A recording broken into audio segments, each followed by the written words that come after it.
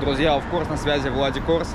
Сейчас нахожусь в солнечном городе Лос-Анджелес, даунтаун, центр. Сегодня я вам хочу рассказать про доставку, про DoorDash, сколько вообще можно заработать, какими трудностями придется столкнуться. Также расскажу вам сам процесс работы, как вообще он происходит. В частности, будем работать здесь, в центре, в ЛА. Вот. Не забывайте подписаться на канал, проставить лайк, нажать на кнопку колокольчик, чтобы не пропустить новые выпуски. Пишите ваши комментарии, что думаете вообще в целом потом про доставку, про работу. Вот. Снимаю этот ролик на период 2024 года. Сейчас месяц октябрь. Будем тестировать, смотреть. Говорят то, что доставка загнулась. А я хочу доказать, что это не так. Поехали. Кстати, кататься уже буду на новой машине, малышке. Скоро, возможно, сделаю на нее обзор. Это Lexus ST200H. Рейтинг у меня и показатели практически тоже идеальные, поэтому заказы должны приходить достаточно быстро. Рейтинг 5. Примечание, то что работа на платиновом статусе обязательно, чтобы заказы приходили. Вот сейчас даунтаун горит почему-то серым, то есть неактивно, но мы с вами будем пробовать. Работать, кстати, будем на категории скутер. Тут есть несколько категорий. Есть категория car, машина, bicycle, велосипед, e-bike, это электронный велосипед, мотоцикл и скутер. Работать будем на скутере. Поставим, давайте 12 часов, а там посмотрим. Время сейчас 10 утра.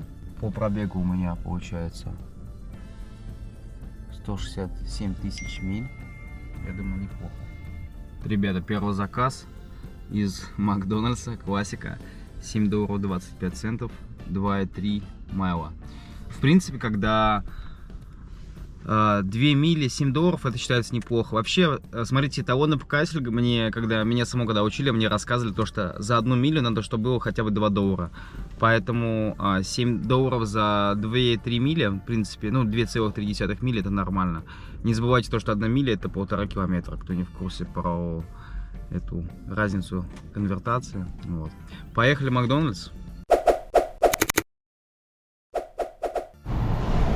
Кстати, вот так смотришь с первого взгляда и не скажешь, что это даунтаун, Лос-Анджелес. Везде продают какие-то ковры, скатерти. Справа вообще все заведения закрыты, просто все под заборами. Многие думают, то, что Лос-Анджелес это Лос-Анджелес. На самом деле, вот она, истина настоящего города. Загоняют людей парковаться. У них тут везде платный паркинг, типа, они на этом зарабатывают. Вот, стоят люди по центру и предлагают запарковать машину в определенные места, чтобы получить там $5-10 долларов. У них такой бизнес, типа. И тут сразу видно мексиканцы. Здесь у них музыка мексиканская. Прикольно. Как только мы подъехали, нажимаем кнопку Arrive at Store. Это то, что прибыли в магазин. У нас показывает время прибытия до 10:21 прибыть. Мы прибыли на 3 минуты раньше. Нажимаем Arrive. Все. После этого тут указывается то, что make sure the drinks are the bag. Типа убедитесь, что напитки в сумке. Да, нажимаем Guard. Понял. Все. И после этого проверяем заказ. Смотрим то, что там 5 items, то есть 5 предметов. Идем забирать заказ, смотреть, сверять. У Мака единственное отличие, то что когда в Макдак приходит заказ, у них есть order number, то есть надо всегда говорить последние 3 цифры заказа. Вот 386, 386 получается. Наверняка многим интересно, какие цены в Макдональдсе в американском, потому что многие люди говорят то, что в Макдональдсе американском можно покушать на 1, 2 или 3 доллара, то есть наесться. Но это в России есть такой миф, поэтому, чтобы сейчас этот миф развеять, я вам покажу реально ценообразование, сколько на самом деле реально стоят бургеры и так далее здесь. Например, возьмем, не знаю, давайте возьмем вот Мак завтрак, вот смотрите ценообразование. $8,5, $8, $8,5, 9,5. Вот это поворот! Это еще учитывает, что это нет фиксы, а еще плюс к этой цене берется весь тариф, такс, называемый 10%, и к этой стоимости вы платите еще 10%. Кофе в среднем $3, 3,5 доллара, $4. Только одна кружка кофе. Так что пишите в комментариях, как вам цены на Макдональдс, нормально вообще, адекватно это или нет.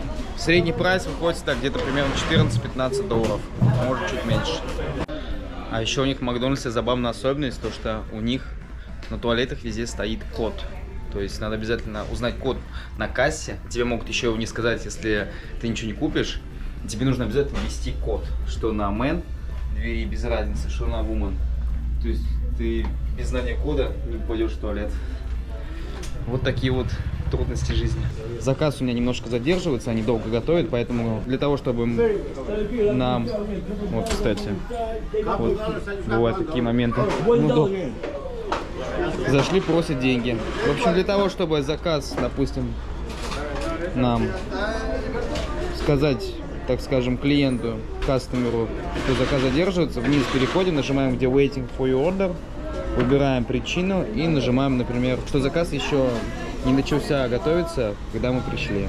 Решил взять в Макдональдс покушать, и в итоге у меня вышло вместе с фиксой $11 27 центов. Это за одно кофе, айс кофе, большой лардж, и 2 бургера с Egg McMuffin. В общем, соус Egg McMuffin.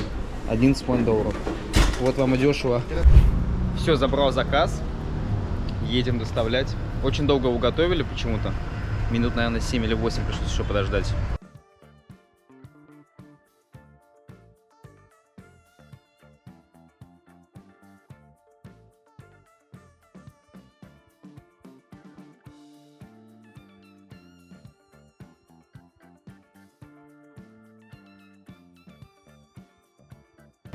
Hello, sir. I have order for garage. DoorDash pickup.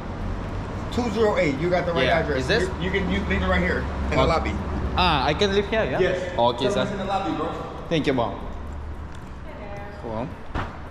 How's it going? Good. How you doing?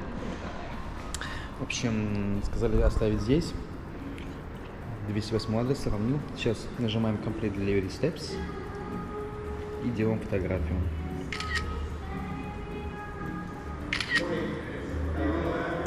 Все. После этого Complete. Все. Деньги падают нам на счет. В общем, бывает такая ситуация, то что отдаете заказ либо в руки клиенту, либо фоткаете, значит, его около двери. Иногда даже когда в руки передаете клиенту, все равно фотографируете. В данный момент мне просто сказали, оставьте ваш заказ на ресепшене и все. Некоторые просто наверх не пускают подняться. И говорят, чтобы я заказ оставил у них. Поэтому вот. Ну такая тоже ситуация бывает, это ничего такого критичного нет.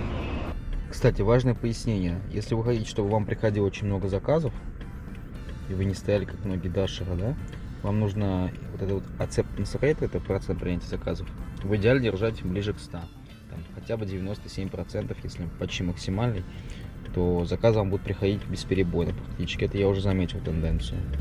Вот. Это называется completion rate. Его нужно сохранять всегда 100%, даже не 99%. Это как бы продолжение, ну, можно сказать, то, что это когда вы отказываетесь от заказа, он у вас падает. То есть как бы не процент принятия получается, а процент отказа. Это сам рейтинг, соответственно, 5 у меня. И там on early это время прибытия. Вот это самое у меня больше всех всегда хромает. То есть это когда вы прибываете на заказ. Вот, например, сейчас у меня показывало 10:28 приезд, я приехал в 10:40 из-за того, что в Маке задержали заказ, плюс там еще пока искал кастомера, клиента. Вот, это образуется там on early от этого, то есть вовремя как бы прибытия на заказ. Вот, в целом, значит, если посмотреть по статусам, есть 3 типа статусов: Silver, Gold и Platinum. Silver, конечно же, acceptance rate на 50% всего, Completion 90% и рейтинг Customer 4,5. В зависимости от района этот показатель может меняться. То есть, может быть, допустим, в другом районе, не в Лос-Анджелесе, может быть другая статистика, то есть другие требования. Друзья, в общем, сейчас пришел заказ на $18,5, получается, 3 майла. Вот смотрите, тут, получается, идет 2 кастомера, 2 клиента и 2 заведения, соответственно. Сейчас мы, получается, поедем сначала в Pizza Hut, потом в Poppy Rose и в кастомер. И потом все, и потом к 2 клиентам. Такое тоже бывает. Достаточно выгодный, на самом деле, заказ. Берем, нажимаем Accept, принять. Поехали. Идем забирать второй заказ с Pizza Hut. Заказ идет, еще раз повторюсь, двойной, то есть здесь, получается, будет 2 заведения. Сначала едем в одно, потом во второе, и потом будет 2 клиента. Будем отвозить один заказ одному и второй заказ другому. Важный момент: часто доставщики перепутывают заказы, то есть, например, берут с одного заведения, например, допустим, это будет, пускай, Макдональдс и Бургер Кинг, И вместо Бургер Кинга дают кастомеру, клиенту Макдональдс и заказ из Макдональдса, а вместо Макдональдса из Бургер Кинга. То есть перепутывают местами заказы по диагонали, и потом из-за этого образуется проблема у них. Ставят плохую оценку, плохой рейтинг, и как бы это очень плохо сказывается на самом деле потом на получении заказов. Тот же acceptance rate может понизиться и так далее. Особенно рейтинг очень сильно влияет на заказы. В принципе, как и везде, наверное. Hello, sir. Picking up order for Andrew. Кстати, по поводу уровня английского, английский вообще знать не обязательно практически. Ну, английский в любом случае учить надо, но в доставке у тебя стандартные фразы, ты подходишь, говоришь hello, или можешь не здороваться с кем-то. Мне вообще похуй, даже двери открыты. Вообще похую. It's everything? Thank you, sir. Have a nice day. Подходишь, говоришь I have a order, то есть у меня есть такой-то заказ для такого-то человека, и все. Или говоришь просто pick up и показываешь. Некоторые молча вообще, не зная английского языка, говорят просто, ну, показывают телефон и все.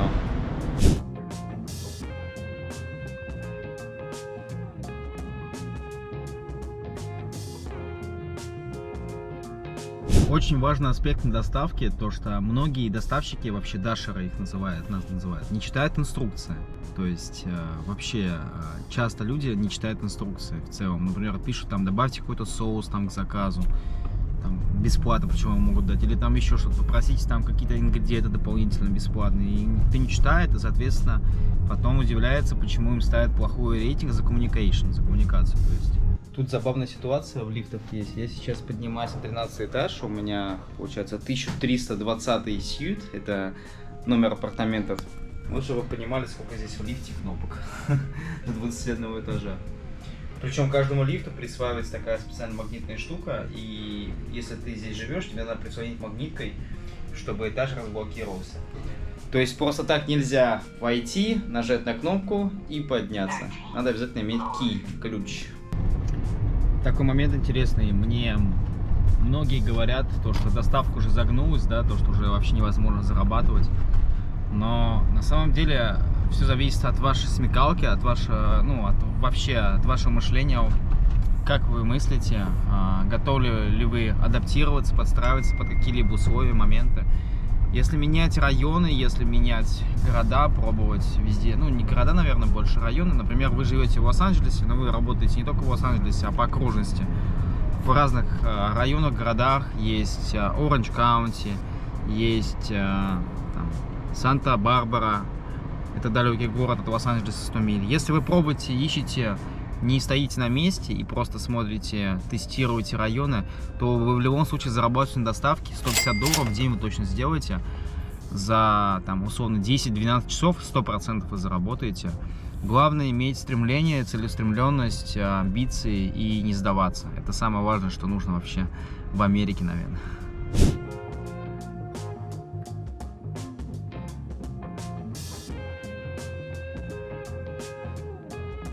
Вот смотрите, друзья, за последний заказ, опа, только хотел вам показать, пришел следующий, $12. Вот смотрите, такие заказы не особо выгодны, 6,5 миль, $12, ну более-менее, но так как два магазина и два кастомера, два клиента, ладно, возьмем, но на будущее имейте в виду, что такие заказы не особо выгодны, то есть, если мы нажмем Decline, то, соответственно, у нас будет 92%, то есть acceptance rate упадет. Хотел вам показать, сколько меня начислили за тот заказ, но у меня, к сожалению, выпал новый. В общем, там мне дали $18,5 за два заказа, и из них получилось $12 это базовая плата и $6 типсов. Типсы это чаевые.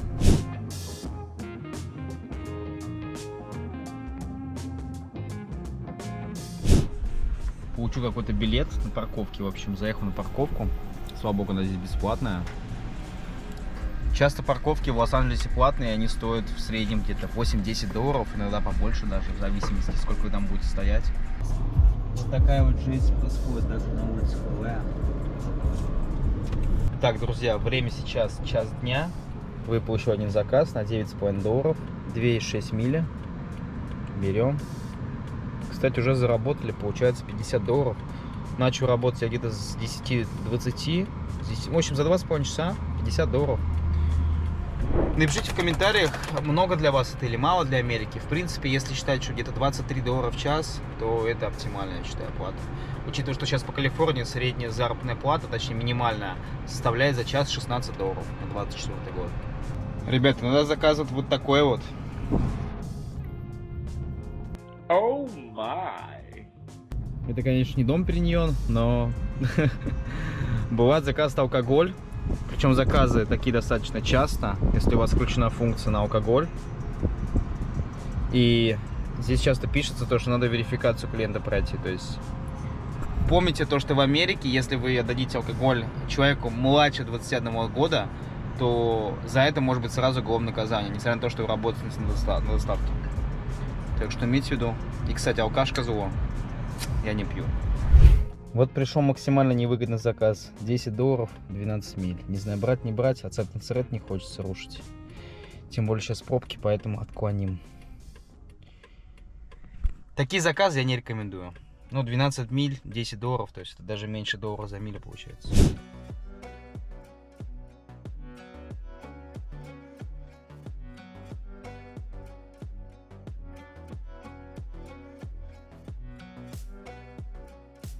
Приехал, друзья, на самом Санта-Монику сейчас. Вот, на сам Санта-Моника-Бич. Народу здесь достаточно сегодня много, потому что сегодня воскресенье. Также сегодня теплый день, хотя сейчас достаточно пасмурно на улице. Если посмотреть. Машин много, как всегда. Народу тоже. Классика. Кстати, в LA вообще редко увидишь, в частности, чтобы народу вот много гуляло. Но если вот ближе к пляжу уже подъезжаешь, целая куча народу ходит, гуляет.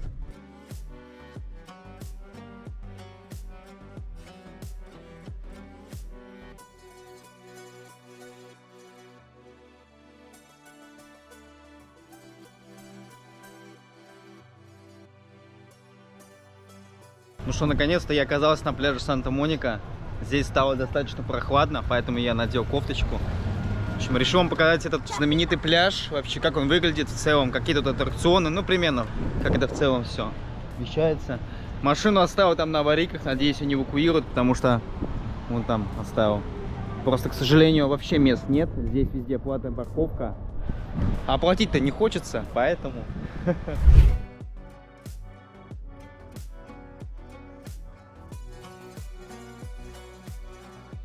За мной находится самый популярный пляж в Лос-Анджелесе, это Санта-Моника-Пьер. Окружает его Тихий океан здесь рядом, соответственно, между Лос-Анджелесом и Тихим. Здесь самый популярный пирс считается, один даже самый популярный в США. Здесь снимались такие фильмы, как «Титаник», «Форест Гамп», «Отчаянные домохозяйки». Гуляет куча людей. Вроде погода пасмурная, все гуляют, тусуют. Один из самых популярных пляжей. Протяженность его, кстати, тоже достаточно приличная. Здесь живет много народу. Это место такое, ну, достояние Лос-Анджелеса. Вот. Решил вам просто показать. Между делом пока заказов нет.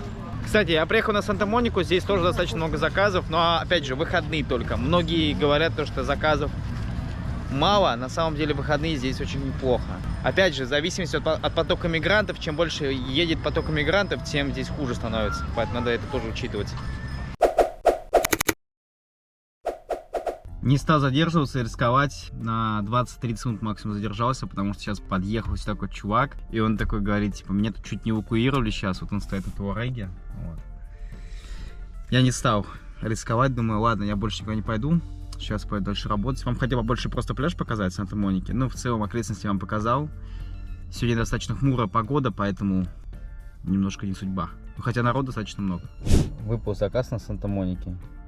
$5.75. Маленький, конечно, но 0,4 мили. Вот, Ocean Avenue. Прямо здесь рядом, около океана. Забавная такая ситуация. Сейчас забрал заказ. Мне показывают ехать тут буквально метров, наверное, 200, даже меньше. Я решил дойти пешком. Первый раз такое выполняю, когда пешком, без машины. Ну, потому что, сами видите, тут вообще идти прям буквально пешком минуты 3-4. Пока на машине будешь где-то искать, где парковаться, уже пешком спокойно дойдешь. В общем, нонсенс. К сожалению, в Санта-Монике мало заказов, поэтому пришлось уехать.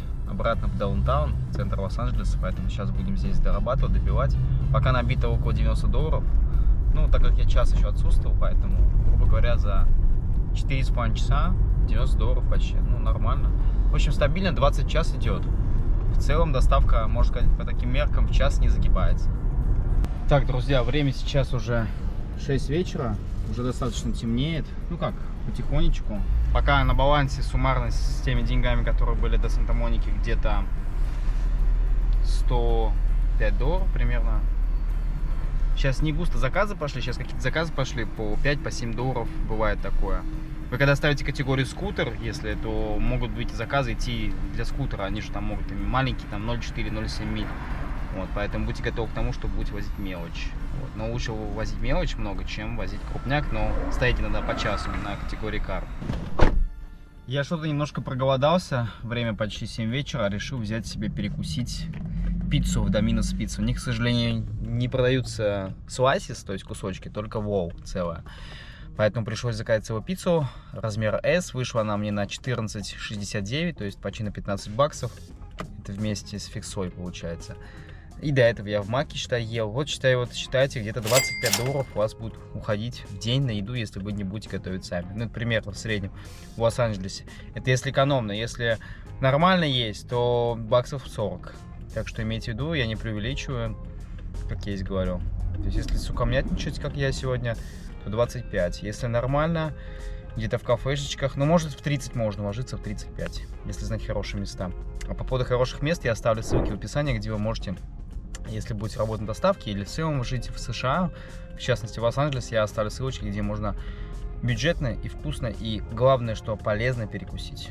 Так вот, пока я ждал, пока мне сготовят пиццу в Domino's Pizza, потому что они очень долго готовят, я решил выполнить один заказ взять. Я вот его во время прям того, когда мне пиццу готовили, взял. И в итоге я уже выполнил его, мне накинули аж $6 чаевых. Бывают такие щедрые кастомеры, клиенты. Видите, Best Pay, то есть это базовая плата $4.25 и Customers Tips, и вот указано название заведения, $10. То есть мне дали чаевых в 2,5 раза больше, чем базовая плата этого заказа. Так что не все потеряно на доставке, как я в начале ролика и говорил. В общем, взял вот такую вот пиццу, вот, на которую вставил где-то $14.69, или, ну, в общем, $15, вот такая вот пицца. В принципе, с нее прям с одной очень хорошо один наедаешься. Вот, напитки стараюсь газированные не брать, всегда водичку с собой. Всем, кто кушает и смотрит это видео, приятного аппетита. Вот бывает такое, то что отменил сейчас два заказа невыгодных. Один был $4, 3,5 миль, другой такой же был заказ, и сейчас пришел нормальный. $18, 4,8 мили. Один магазин и 2 клиента. Очень хороший заказ. Когда бывает такая ситуация, то что вы нажимаете часто decline, то есть отменить, и после этого вам приходит нормальный заказ. Такое тоже бывает. Когда будете работать, обязательно это протестируйте. И, кстати, напишите в комментариях, если кто уже работает на DoorDash, напишите свое мнение в комментариях, вообще, сколько вы лично зарабатываете в Лос-Анджелесе, или в других городах, или штатах, кто меня смотрит из других городов, вообще Америки. Мне будет интересно почитать вот на момент октября 2024 года. Будьте также готовы, то что в Калифорнии считаются самые сложные дороги в мире.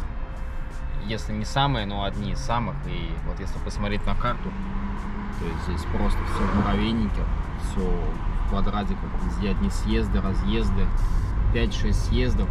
Даже навигатор сам офигевает порой, поэтому готовьтесь к тому, что придется проворонивать часто поворот. Чего, блядь? Вот. Сори, у меня просто с картавостью жестко, поэтому. В общем, готовьтесь к этому, это будет по-любому. Помните, я вам говорил про то, что надо на инструкцию внимание обращать? Вот как раз здесь указано hand it to me, то есть передать в руки, написано call me when outside, I'll come and meet you. Позвоните мне, когда будете на улице, теперь встречу вас. Вот. Читайте часто сообщения такие, это очень важно. Очередной раз встретил сумасшедшего на улицах Лос-Анджелес. Сейчас вам покажу. Там дедок стоит. Ну, просто плохо, правда, видно. Но он точно. Таких бедолаг тут, к сожалению, много. И они беспомощны. Сейчас, кстати, время уже приближается к 9 вечера. И многие заведения уже закрыты. И они работают только на драйв-тру. То есть это вот когда ты стоишь на машинах и ждешь, когда получишь заказ через авто. То есть, поэтому тут называется, когда читаем инструкцию, смотрим, здесь указано то, что пикап in лобби. Типа, если там лобби недоступен, то drive-thru вот используй. Сейчас так пишется. Охренеть, ребят, шок-контент. Люди, короче, на Cadillac Escalade даже доставку выполняют. Отвечаю. Это Escalade 22-23 года. Вообще шок. Это мощно. В общем, вынесло меня сейчас на такую зону, то что выбрал заказ за $12. Так. Вот, а у меня получается сейчас вот здесь. То есть у меня буквально невыгодный заказ попался. Пришлось вести, чтобы acceptance rate не уронить. В общем, $12. Сейчас придется назад возвращаться. Не особо выгодно. Ну что, друзья, время уже подходит по 12 ночи. Работаю я уже достаточно много, хотя половину времени где-то, часа 3 не работал, потому что пока Санта-Монику вам показывал, пока что ел. В общем, много было моментов. Вот. Прокатал я бензина сегодня, получается, по милям где-то 150 миль, не особо много. По заработку, получается, у нас сегодня вышло, давайте посчитаем, посмотрим сейчас. Вот, получается, на 6 октября 7 плюс 78 это 85, плюс 5,5, пускай будет 90, и плюс 102, грубо говоря, $192. Это где-то в районе за 9-10 часов, потому что 3 часа я где-то примерно гулял, повторюсь, поэтому $190, грубо говоря, $20 в час, прям очень грубо, если сказать, то есть, учитывая, что я вам снимал контент, был занят, вот. Так что судите сами, много это или мало. На DoorDash сейчас обстановка неплохая, я всем советую.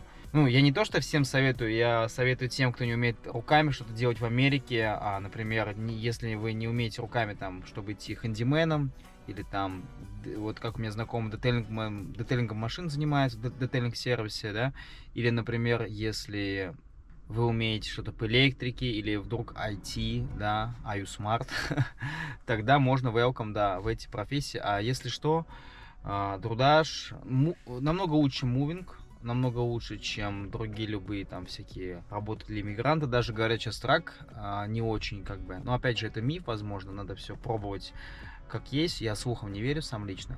Поэтому судите сами, ребят, это был вот полный обзор на DoorDash, сколько можно здесь заработать. Также вам показал пляж Санта-Моника. Напишите в комментариях, как вообще вам все это представление, как вы представляли вообще Америку по-своему, что вы думали об ней, какие тут заработки на DoorDash, верите вы слухам, блогерам другим или нет. Не забывайте подписываться на канал, поддержать меня, проставить лайк, нажать на кнопку колокольчик. Также, ребят, всегда упоминаю об этом, то что у меня есть свой телеграм-канал, в нем я ежедневно публикую различные посты, информацию, поэтому ссылочка будет в описании, а также здесь будет QR-код, подписывайтесь на мой телеграм-канал. Всем спасибо за просмотр, увидимся в дальнейших выпусках, на связи ваш Of Course.